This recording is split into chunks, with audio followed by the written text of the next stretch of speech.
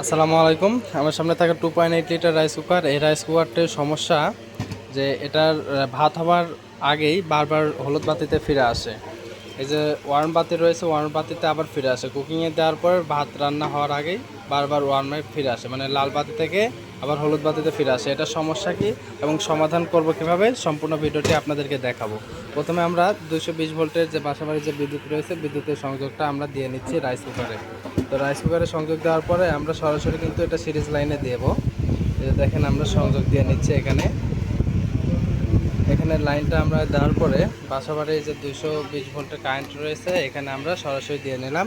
এবার দেওয়ার পরে আমরা সুইচটাকে দিয়ে দেখবো যে আসলে এখানে লাইনটা পাইছে কিনা। হ্যাঁ, এখানে কিন্তু হলুদ বাতিটা জ্বলেছে এবং অন করেছি, এখানে লাল বাতিটাও জ্বলে উঠছে। আমরা যদি সরাসরি আপনাদেরকে দেখাই,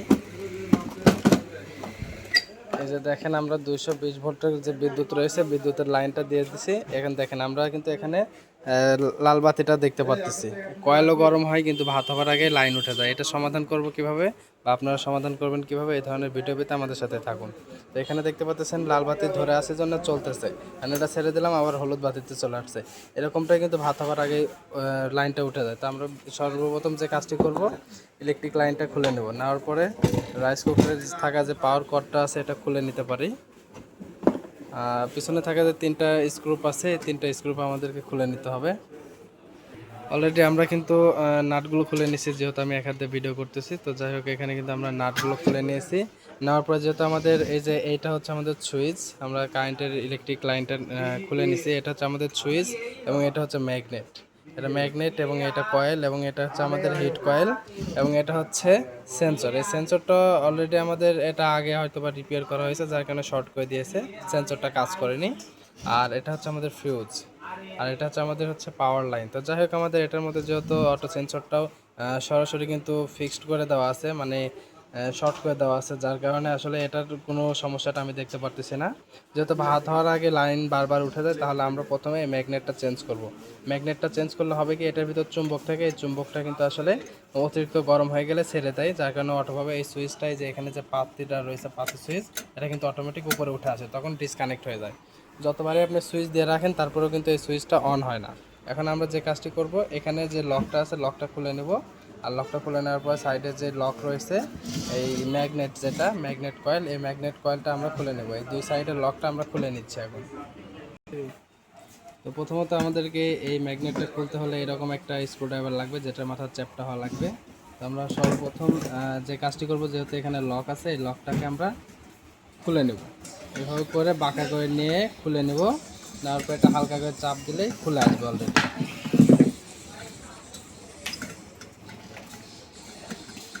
অলরেডি এটা খুলে আসছে। সাইডে থাকা যে লক আছে, এই লকটাকে আমরা যে কোনোভাবে খুলতে পারি। এই দেখেন, আমরা কিন্তু এই ম্যাগনেটের থাকা দুই সাইডের অংশটি আমরা খুলে নিলাম। খুলে নেওয়ার পর এটা ছেড়ে দিতেই অলরেডি খুলে গেছে।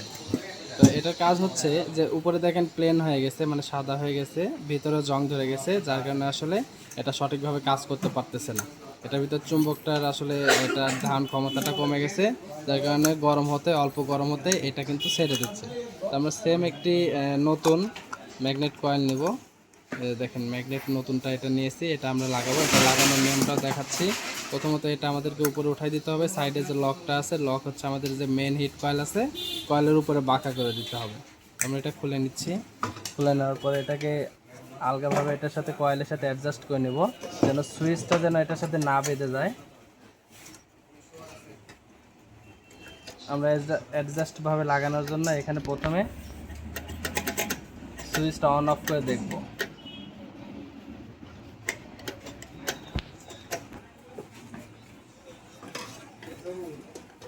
দুই সাইডের যে টার্মিনালটা আছে, এটা আমরা হালকা করে বাঁকা করে কয়েলের উপর উঠাই দিব।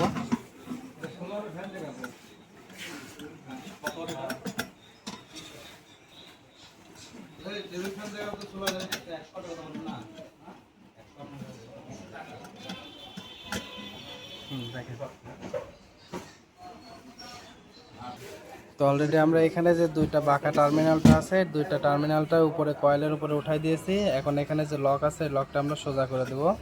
সোজা করার জন্য আমাদের প্লাসের প্রয়োজন হবে।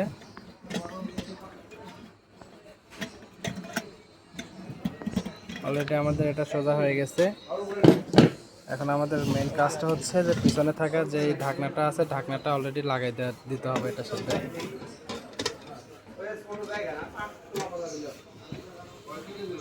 তো অলরেডি আমাদের এটা আমরা সরাসরি কিন্তু এখানে যেই পিছনে যে তলাটা ছিল লাগিয়ে দিয়েছি। এখন আমরা কানেকশন দিয়ে দেখাবো। এই যে ম্যাগনেটটা আমরা পরিবর্তন করলাম, এটা হচ্ছে সেই ম্যাগনেট। এই ম্যাগনেটটা অলরেডি আমরা লাগিয়েছি নতুন, এবং এটা হচ্ছে মেন হিট কয়েল। হিট কয়েলটা ঠিক আছে, আমরা দেখে নিয়েছি আগেই। এখন আমরা সংযোগ দিয়ে দেখব, এখানে আমরা পাওয়ার কর্ডটা দিয়ে দেখব যে লাইনটা পেয়েছে কিনা। যেহেতু আমাদের ম্যাগনেট চেঞ্জ করলাম, এটা লাইন পাওয়া বা না পাওয়ার সাথে এটা কোনো স্বাদ নেই। তো আমরা জাস্ট এখানে চেক মূলক এখানে কাজ করব। তাই এখানে সকেটে লাইন দিয়ে দিচ্ছি 220 ভোল্টের, এবং আমরা কিন্তু এখানে এই যে দেখেন কয়েলের লাইনটা পেয়েছে। এখন আমরা এখানে সুইচটা অন করে দেখতেছি। হ্যাঁ, লাইনটা ঠিক আছে। যদি ভাত হওয়ার আগে লাইনটা বারবার উঠে যায়, যদি অটো সুইচ বা মাইক্রো সুইচ অথবা সেন্সর এই তিনটা জিনিস থাকে, তাহলে অবশ্যই আগে ওইগুলো চেক করবেন। আর সর্বপ্রথম যে সমস্যাটা হয়ে থাকে, এটা কিন্তু এই সমস্যাটা এই ম্যাগনেটেরই হয়ে থাকে, যে বারবার ভাত হয়ে যাওয়ার আগে লাইন উঠে যায়। তো এই ধরনের ভিডিও পেতে আমাদের চ্যানেলটি সাবস্ক্রাইব করবেন। আমরা নিয়মিত ভাত হয়ে যাওয়ার আগে লাইন উঠে যায়, কয়েল চেঞ্জ করা, রাইস কুকারের সকল ধরনের রাইস কুকার সার্ভিসিং করা, এই ধরনের ভিডিওগুলো আপলোড করে থাকি। তো ভিডিওটি ভালো লাগলে আমাদের সাথে থাকবেন। ধন্যবাদ।